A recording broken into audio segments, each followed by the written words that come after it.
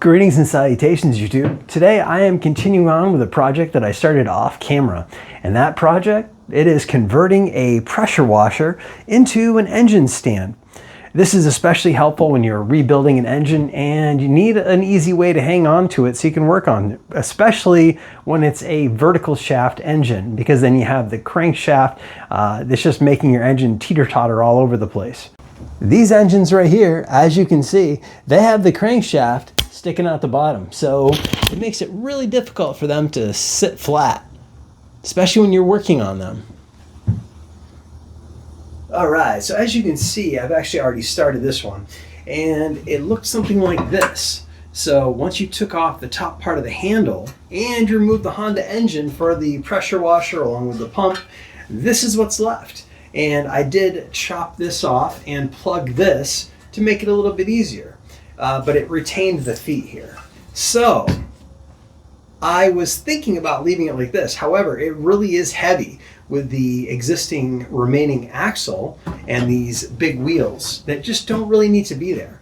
So I'm thinking, let's get rid of the wheels, get rid of the axle, and then take the parts that we chopped off of here and plugged and cut them down a little bit, clean them up, and then weld them to this frame to make it sit nicely and also make it a little bit lighter.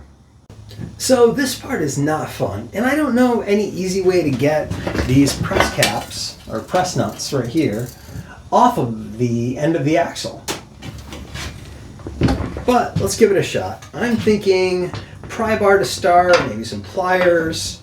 Worst case scenario, hit it with a hammer. These are not fun to get off.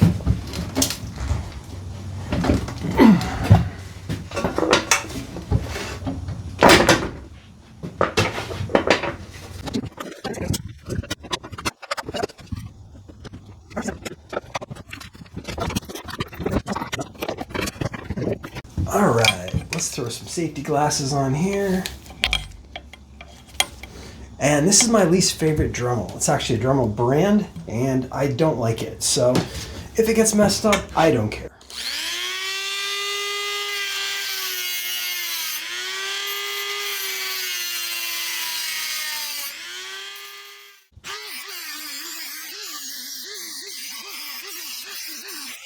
Alright, let's see if that little cutting wheel persuaded it at all to let go of the stupid nut.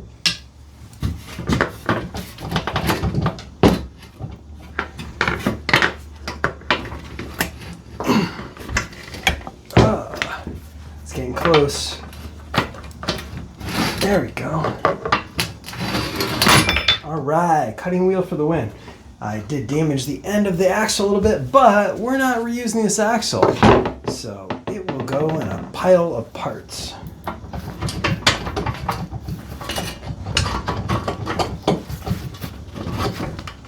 Alright. Cool. Alright, now I am hoping that this axle will allow me just to pull it right through so that I don't have to deal with that other nut. Correctly on these pressure washers, you can pull the axle through. Oh yeah!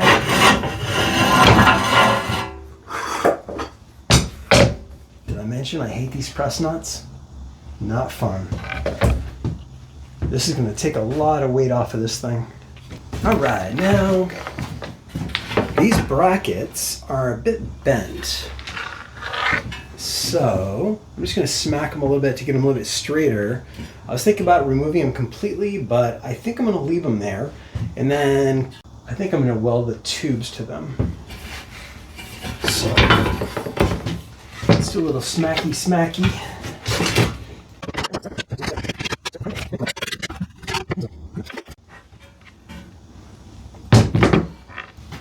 Alright, so now I just want to get an idea of roughly how long I need to make those new legs. And we can make them a little shorter than we need, and then we can adjust them up or down before we clamp them in place and weld them, so they don't have to be perfect. So I want it to be roughly flat like that, just to get an idea what we're looking at here. So somewhere around 7.5 inches should work. All right, so let's trim this up a little bit. It doesn't have to be perfect. We're just looking to have a rough cut just so that it fits up underneath the stand so we can weld it on.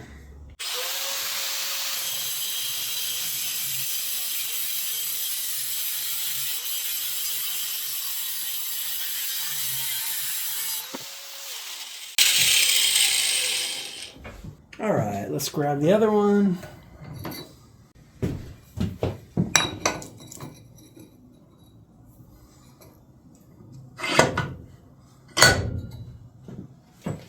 All right, one more again.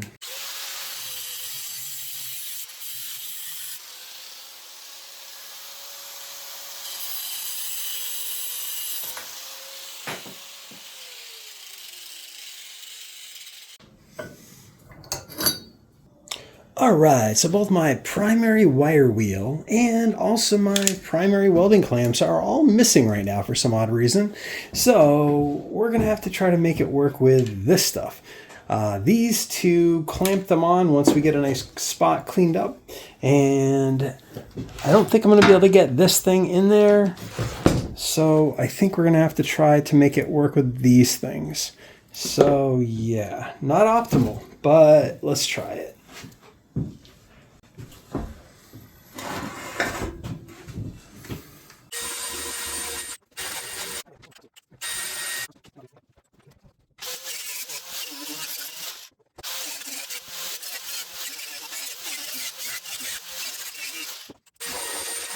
All right, now we just want to clean a little bit of the paint or powder coat or whatever this nonsense is off of here so that the weld will take.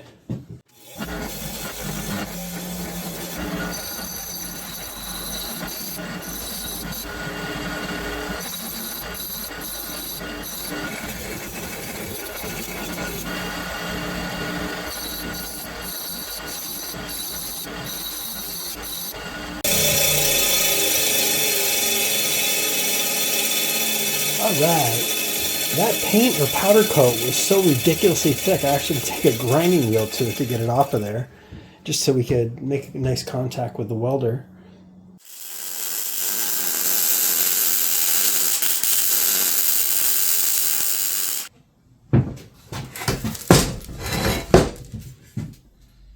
All right, so after all that, I just realized that at some point throughout this session, my magnetic microphone thought it would be cool to jump off of my shirt and cling to a piece of metal on the lift table. So unfortunately, you have not been able to hear pretty much anything that I've said this entire time. So I don't even know if I'm going to bother posting this, but I just wanted to show you what the final outcome was of the new engine stand. The paint that was on top of those legs that I decided to use was just ridiculously thick. It was just insanely thick. So I ended up having to use a grinding wheel, like 3 different types of tools. And even after all that, it still was really difficult to weld it. It just did not give a good weld. So it was a down and dirty weld, but in the end, it's nice and solid and it should work well as an engine stand. It's nice and level and it came out nicely. And it's much, much lighter than it was before. And it's narrower, smaller, more compact.